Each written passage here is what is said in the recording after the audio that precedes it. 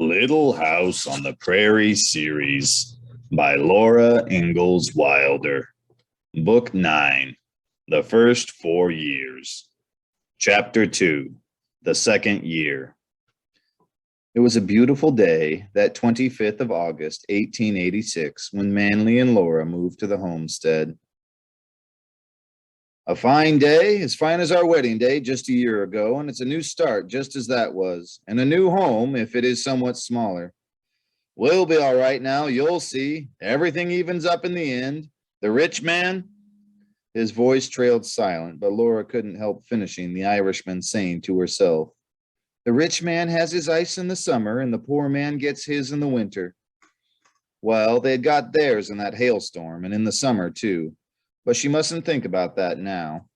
The thing to do was to get things arranged in the new home and make it cheerful for Manly. Poor Manly, he was having a hard time and doing his very best. The house wasn't so bad. The one new room was narrow, 12 feet by 16, and not very long, facing south with a door and a window on a narrow porch, closed at the west end by the old claim shanty. There was a window in the east end of the room. The looking glass was hung beside it in the south corner, and the parlor table stood under it. The head of the bed came close to the window on the other side and extended along the north wall. The kitchen stove was in the northwest corner of the room, and a kitchen cupboard stood beside it. The kitchen dining table stood against the west wall close to the south end. The carpet from the old bedroom was across the east end of the room, and the armchair and Laura's little rocking chair stood on it, close to each other between the windows. The sun came in through the east window in the mornings and shone across the room. It was all very snug and pleasant. The room that had been the claim shanty was convenient as a storage room, and the stock were comfortable in their new barn. Sheltered from the north and west by the low hill and facing the south, it would be warm in winter. The whole place was new and fresh. The wind waved the tall grass in the slough that stretched from the foot of the hill by the barn to the south and to the east line of the farm. The house was at the top of the low hill, and there would always be grassland in front of it. The plowland lay to the north of the hill, out of sight from the house. Laura was glad of that. She loved the sweep of unbroken prairie with the wild grasses waving in the winds. To be sure, the whole place was grassland now, except for a small field. 10 acres of cultivated land were required by law before proving up on a homestead.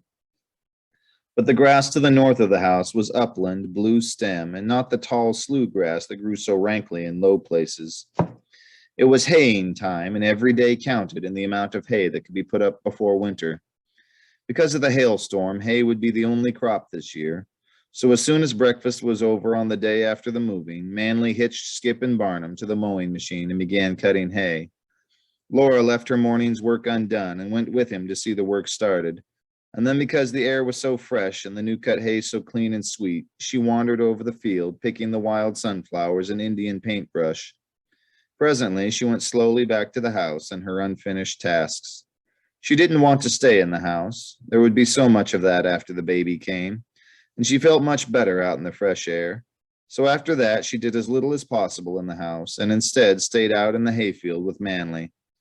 When he loaded the hay in the big hay rack to haul to the barn, Laura, already in the wagon, stepped up on each forkful as it was pitched in, and so gradually rose the load until she was on the top, ready to ride to the barn. At the barn, she slid down the hay into Manly's arms and was safely on the ground. Manly made the stacks in the field with a bull rake. The bull rake was a long, wide plank with long wooden teeth set in it at intervals for the whole length. A horse was hitched at each end, and walking one on each side of a long windrow of hay, they pulled the plank sideways. The long teeth slipped under the hay, and it piled up in front of the plank and was pushed along the ground. When there was enough of a load, and it was where the stack was to be, Manly tipped the plank. It went over the top of the hay, which was left in a pile. Several of these piles started the stack. Then, as the horses came to it, one went on each side of the stack. The rake went on up. Manly followed it and spilled the hay on top of the stack, and then went down the other end after another load. Barnum was good and always walked along with his end of the plank on his side of the stack. But Skip stopped when he had no driver. So Laura drove Skip the length of the stack and then sat against the sweet hay on the sunny side, while Manly would bring up another load with the rake. When the stack was high enough, Manly raked down the sides with his pitchfork and gathered up all the scattered hay around and against it, making all neat and even. Then he topped the stack with a load of hay from the wagon. So the nice fall weather passed. Nights grew cooler. Frost came. The haying was finished. Manly had mortgaged the homestead for $800, so now he could buy the coal for winter, and it was stored in the storeroom. The taxes of $60, there were no taxes on the tree claim because they had no title yet, were paid. Interest on the notes given for machinery was paid. There was money for seed in the spring and to live on, they hoped, until next harvest. The hay had helped. Manly had sold 30 tons at $4 a ton, and the $120 was a year's income from crops. Wild geese were late coming from the north, and when they did, seemed in no hurry to go on south. Instead, they fed in the sloughs and flew from one lake to the other, where the water was nearly covered with them as they swam about. The sky was filled with their V-shaped flocks, and the air rang to their calls. Manly hurried into the house for his gun one day. "A flock of geese is coming over so low, I believe I can get one," he told Laura. Quickly, he went out the door, and forgetting that the old gun kicked, he held it up before his face, sighted, and pulled the trigger. Laura followed him just in time to see him whirl around with his hand to his face. "Oh, did you get a goose?" she asked. "Yes, but I didn't quite kill it," he answered as he wiped the blood from his nose.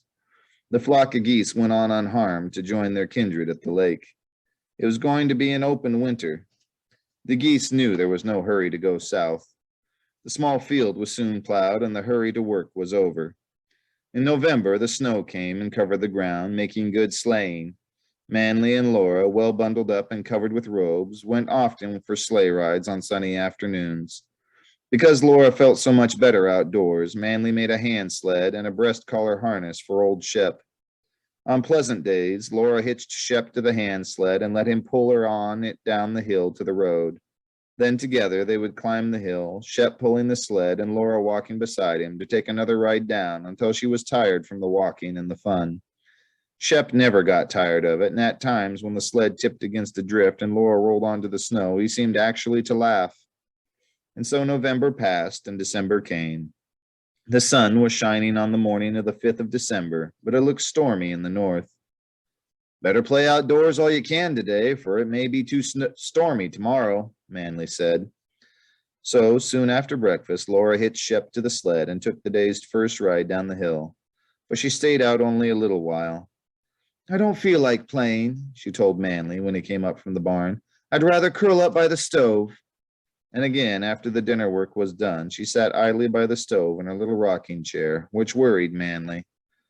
Along in the afternoon, Manly went to the barn and came back with the horses hitched to the sleigh. "I'm going for your ma," he said. "Keep as quiet as you can until we come." It was snowing hard now. Hard now as from the window Laura watched him drive down the road with the team trotting their best.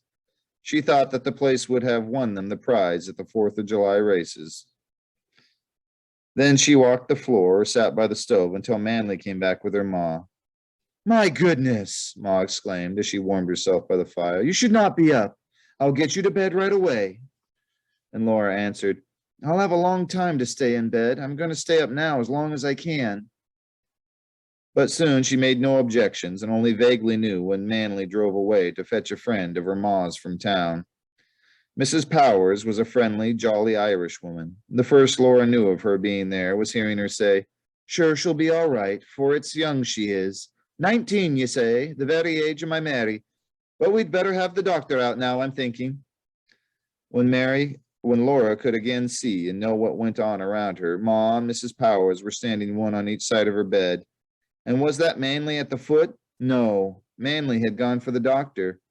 Then there were 2 Ma's and 2 Mrs. Powers? They seemed to be all around her. What was that old hymn Pa used to sing? "Angle, bank, come and around me stand. Oh, bear me away on your snowy wings to..." She was being borne away on a wave of pain. A gust of cold, fresh air brought her back, and she saw a tall man drop his snowy overcoat by the door and come toward her in the lamplight. She vaguely felt a cloth touch her face and smelled a keen odor. Then she drifted away into a blessed darkness where there was no pain. When Laura opened her eyes, the lamp was still shining brightly over the room, and Ma was bending over her with the doctor standing beside her. And in the bed by her side was a little warm bundle. See your little daughter, Laura, a beautiful baby, and she weighs just 8 pounds, Ma said. It's a fine girl you are. It's a fine girl you are yourself, Mrs. Powers said from where she was sitting by the fire. A fine, brave girl, and a baby'll be good because of it. You'll be all right now. So Manley took the doctor and Mrs. Powers home, but Ma stayed, and Laura went to sleep at once with her hand resting gently on little Rose. Rose was such a good baby, so strong and healthy, that Ma stayed only a few days. Then Hattie Johnson came. To wash baby this time instead of windows, she said. But soon Hattie went, and the three, Manley, Laura, and Rose, were left by themselves in the little house atop the low hill, with the sweep of the empty prairie all around it.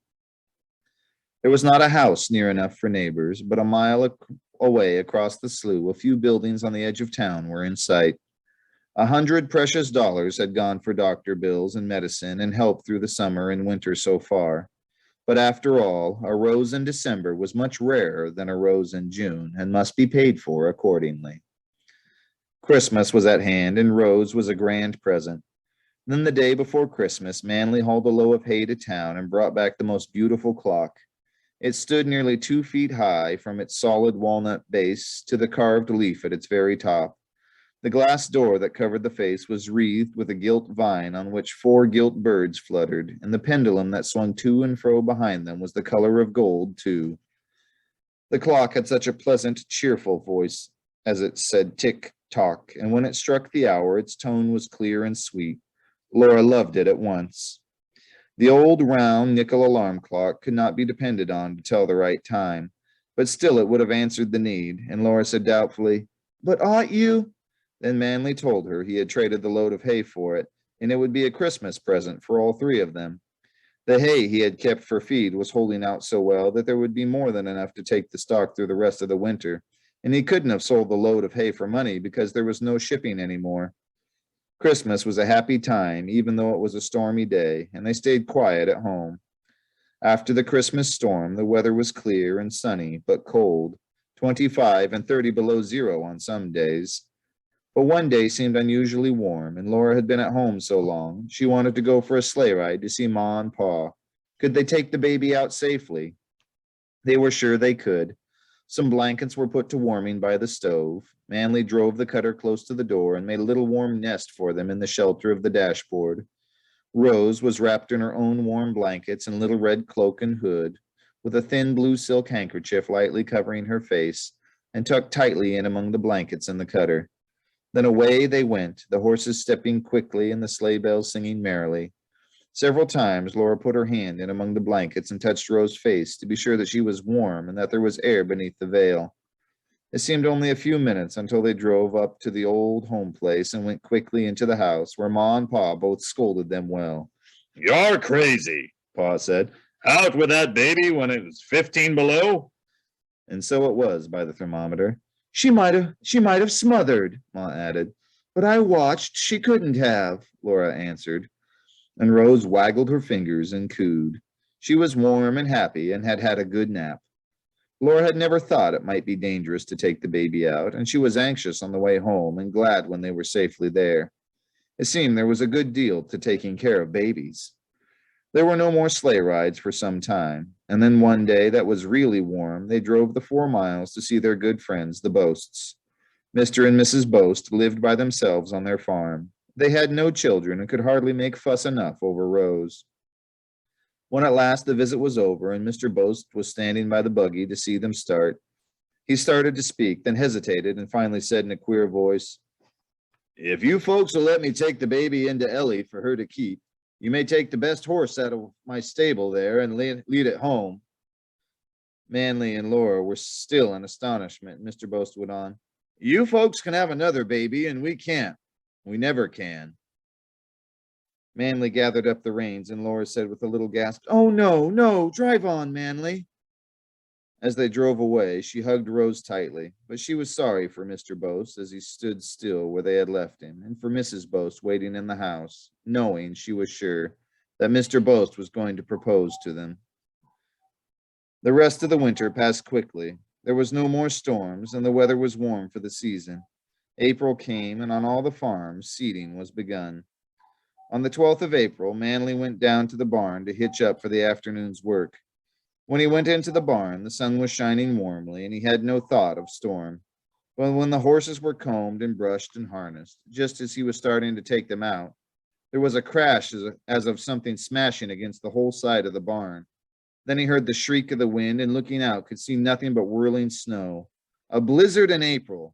Why, it was time for spring's work. Manly could hardly believe his eyes. He rubbed them and looked again. Then he unharnessed the team and went to the house. It was quite a little way to go, and nothing whatever could be seen except the whirling snow.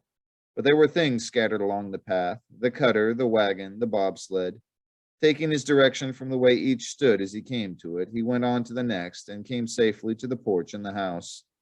Laura was anxiously trying to see from the window to the barn, hoping for a glimpse of Manly coming, but she couldn't see him until the door opened.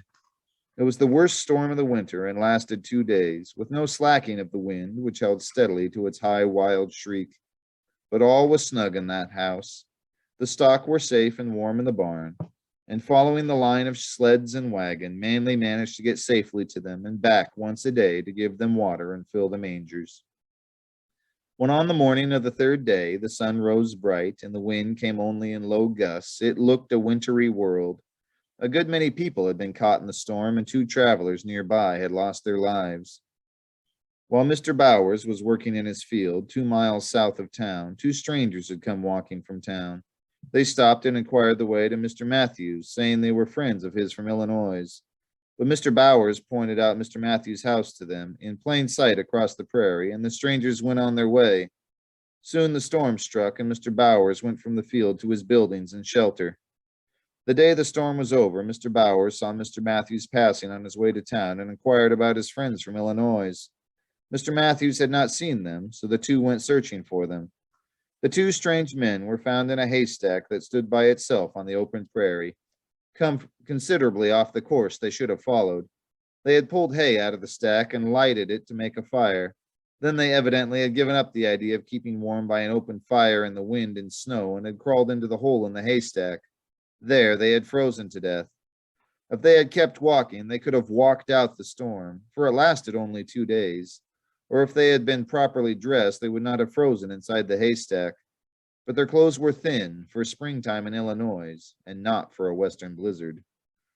The snow was now soon gone again, and spring really came, with the singing of meadowlarks and the sweetness of violets, and new grass as all the prairie turned a beautiful soft green. Laura put Rose in a clothes basket with her tiny sunbonnet on her head and set the basket nearby while she and Manly planted the garden. The old dog Shep was gone. He never had become reconciled to Rose, but always was jealous of her.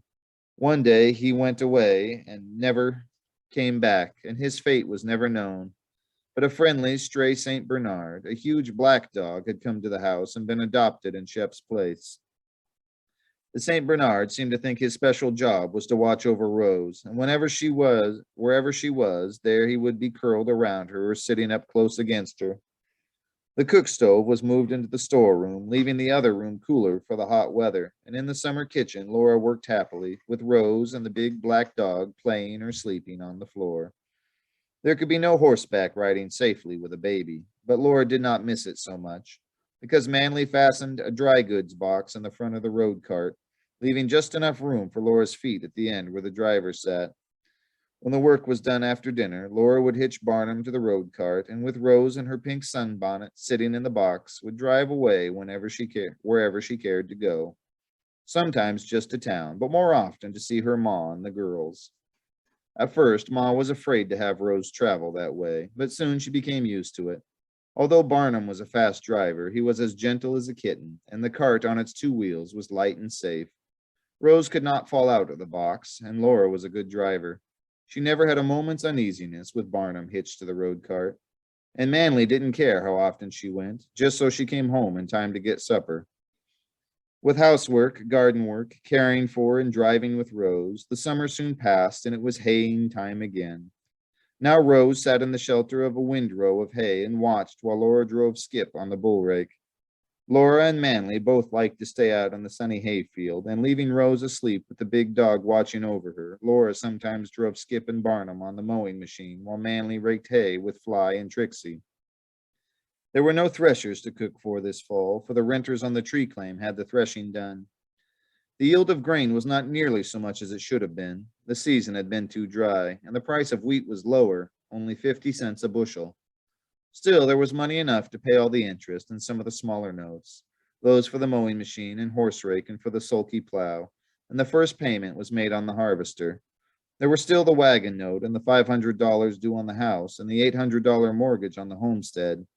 Seed must be kept for the next sowing, taxes must be paid, the coal must be bought, and they must live until the next harvest. There would also be the hay again, and this year there were 2 steers to sell. They were nice, large 2-year-olds, and they would sell for $12 each. $24 would help buy groceries. They hadn't done so badly, considering the season. The 25th of August had come again, and this winter and summer were the second year.